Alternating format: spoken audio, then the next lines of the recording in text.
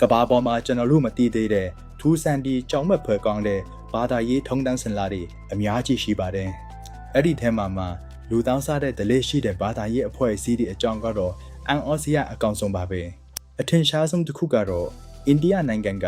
အဂေါ်ဒီလို့ခေါ်တဲ့ဘာသာရေးဂိုင်းဝင်ဒီပါသူတို့ဟာတည်ဆုံသွားတဲ့သူတွေရဲ့အသားကိုစားသုံးခြင်းအခင်နတ်ဖျားနဲ့ပိုမိုနီးကပ်တယ်လို့ယုံကြည်ကြပါတယ်။ဒါဟာသူတို့ကတော့ယွန်ရှာဖွဲရမဟုတ်ပဲဝိညာဉ်ရေးရာတန့်စင်မှုတစ်ခုလို့ယူဆကြတာပါ။တမိုင်းကိုပြန်ကြည့်မယ်ဆိုရင်အက်စတက်ယဉ်ကျေးမှုမှာလည်းလူသားရက်ပူဇော်တဲ့ဓလေ့တွေရှိခဲ့ပါတယ်။နတ်ပြားတွေကိုပူဇော်ဖို့အတွက်လူသားတွေကိုတပ်ဖြတ်ပြီးနောက်အသားကိုစားသုံးခဲ့ကြတာပါ။ဒီလိုပြုလုပ်ရတဲ့နှုတ်ကွယ်ကအဓိကအကြောင်းရင်းကတော့အင်အားနဲ့ကောင်းချီးတွေကိုရရှိဖို့ဖြစ်ပါတယ်။တေဆုံးသူရဲ့စွမ်းရည်တွေဟာစားသုံးသူစီကိုကူးပြောင်းရောက်ရှိလာတယ်လို့ရှေးလူတွေကယုံကြည်ခဲ့ကြတာပါ။ယနေ့ခေတ်မှာတော့ဒီလိုဓလေ့တွေဟာကမ္ဘာအဆုံးအဖျားကလူသူမရောက်နိုင်တဲ့နေရာတချို့မှာပဲကျန်ရှိပါတော့တယ်။အမေဇွန်ဒေါနတ်တွေနဲ့ပါပူဝါနယူးဂီနီကျွန်းတွေမှာ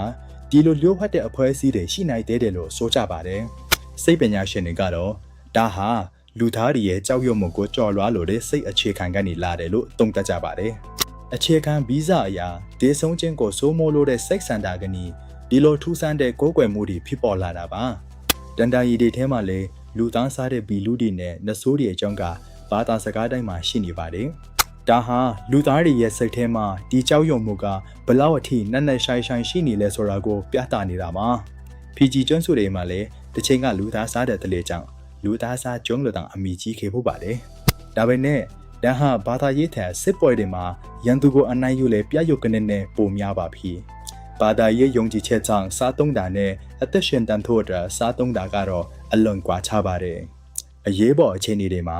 လူသားအသားကိုစားသုံးခဲ့ရတဲ့တမိုင်းဝင်ထူးရည်လည်းရှိခဲ့ပူပါတယ်။ဒါပေမဲ့ဘာသာရေးကွိုင်းဝင်တဲ့အတွက်ကတော့ဒါဟာတားမြစ်ချက်တပူးတွေကိုချိုးဖောက်ခြင်းအပြင်လွတ်မြောက်မှုရှာတာပါ။လော်ကီစီးမြင့်တွေကိုကြော်လွန်ထွားပြီးဆိုတဲ့အသည့်ကိုရဖို့အတွက်ဒီလိုလှုပ်ဆောင်ကြတာဖြစ်ပါတယ်။လူအများစုထင်တယ်လို့သူတို့ဟာလူသက်သမားတွေမဟုတ်ကြပါဘူး။အများအားဖြင့်တေဆမ်ပိသားရုပ်အလောင်းတွေကိုပဲအသုံးပြုကြတာပါ။ဒါဟာသူတို့ရဲ့ယုံကြည်မှုစနစ်ထဲမှာတည်ခြင်းတရားကိုလဲလာတဲ့နီလန်တစ်ခုတာဖြစ်ပါတယ်။ကဘာတဝမ်းမှာကျွန်တော်တို့မသိသေးတဲ့လူဝှက်တဲ့လူဖွဲစီတွေဘယ်နှခုလောက်ကြံနေအောင်မလဲ။တစ်ပံပညာတိုးတက်လာပြီးမဲ့ဒီလိုထူးဆန်းတဲ့ယုံကြည်မှုတွေကတော့ပျောက်ကွယ်မသွားသေးပါဘူး။လူသားတွေရဲ့ယုံကြည်မှုက